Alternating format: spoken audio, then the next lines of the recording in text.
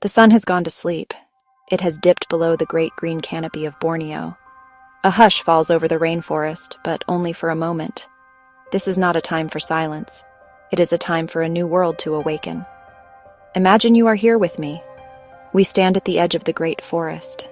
The air is warm and thick with the smell of damp earth and sweet blooming flowers that only open at night. The path ahead is dark. It invites us into a place of mystery, a place of secrets. We must be quiet. We must be patient. The wonders of the night are waiting for us to find them. Let us take our first steps.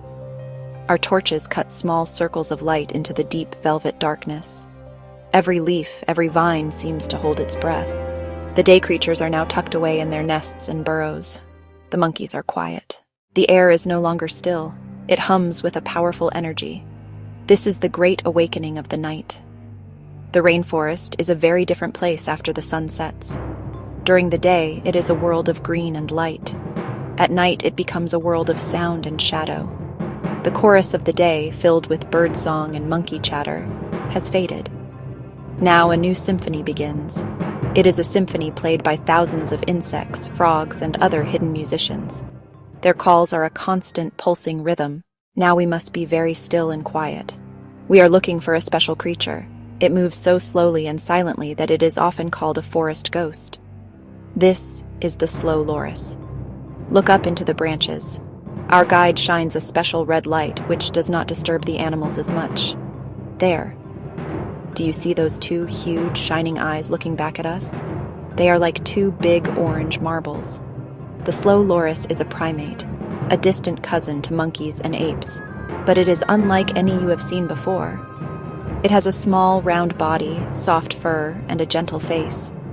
It seems to look at us with great curiosity. The slow loris moves with a deliberate, graceful slowness. It does not jump or leap. Instead, it grips the branches firmly with its strong hands and feet, moving one limb at a time. This slow, careful movement helps it to avoid being seen by predators like snakes or eagles. Let us continue our journey.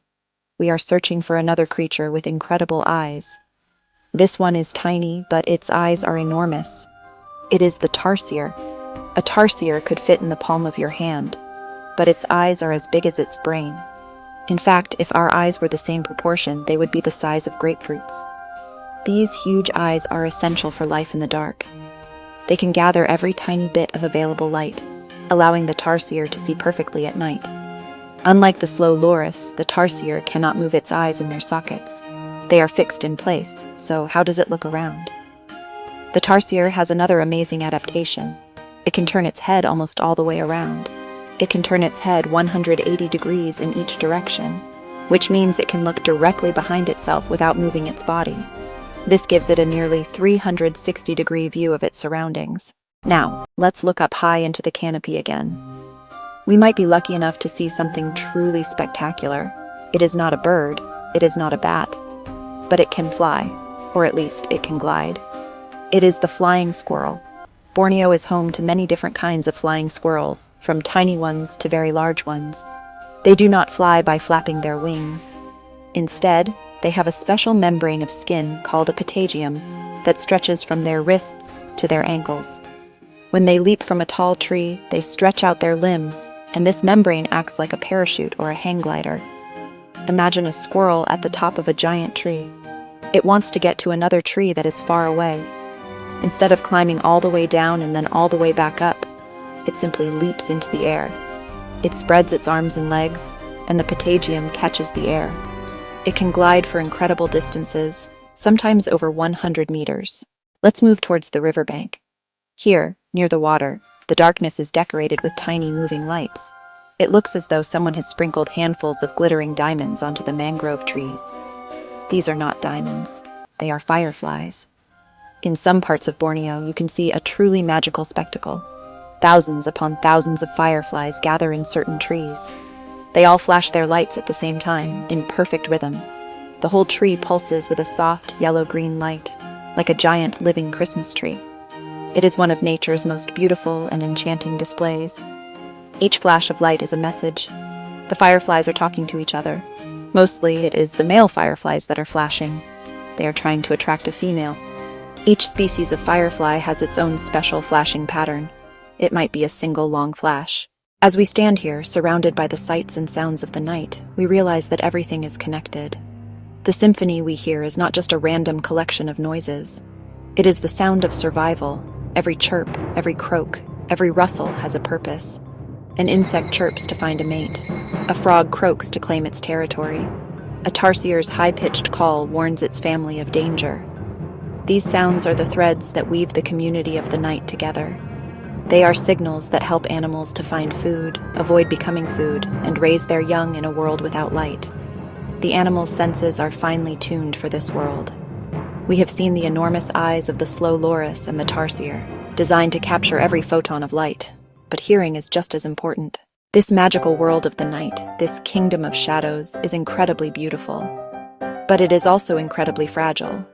The ancient trees that are home to the slow lories and the flying squirrel are being cut down at an alarming rate.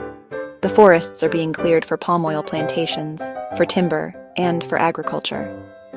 Every day, the home of these amazing nocturnal creatures gets smaller. When the trees are gone, the animals have nowhere to go. Their world simply disappears. They cannot adapt to a world of open plantations. They need the forest. There are many people and organizations working hard to protect Borneo's rainforests.